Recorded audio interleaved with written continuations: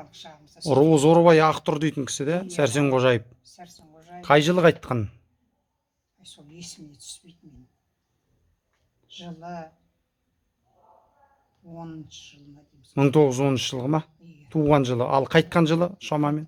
Қайтқан жылы шамасы менен есіме түспейді. Бала кезінде Маңғыстауда шайырда болған. Иә, Маңғыстауда. Жаңағы неде атын ет жаңағы. Түркменстанда жүргенде қамыстан сыбызғы жасап сыбызғы тартқан да? Қамыста, иә, сосын қояқта қамыс таппағасын темірден жасап алатын еді. Алюминий темірден жасап. Сөйтіп жасап сыбызғы тартатын еді. Біз білетін Дәулеталы Мүйімсат дейтін кісі болған сыбызғышы, сосын жаңа Өбән дейтін біздің Қамысбай әкеміз, ол кісінің Оруз Орбай құл баласы ғой. Иә. Сосын біздер танымайтыныңды білмеймін. Жаңағы неміз кәкеміздің затын Пұрантабек болған, ол елдің бәрін танитын шығар. Бірақ ол қайтты ғой бізге. Кім деген кісі ол?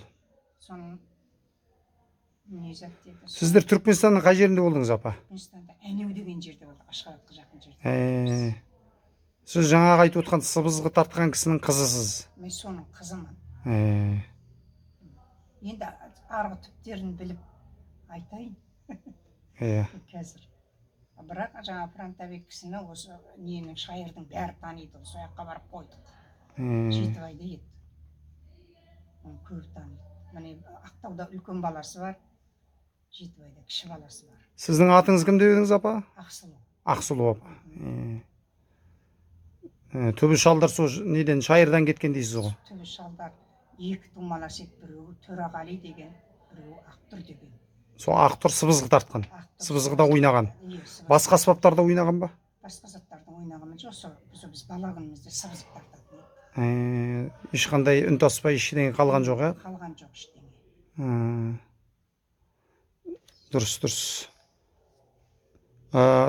Түркменстаннан сол жаңағы айтқан жеріңізден қай жылы көшіп келдіңіздер? Біз Әнеуден ба? Иә. Міне 14 жыл болып отыр. 2007-де көшіп келдік.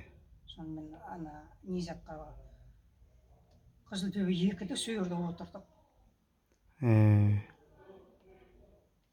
Иә, енді бұйырса тағы да ақпарат болса, сол кәкеміз туралы айтасыз ғой. Жақсы.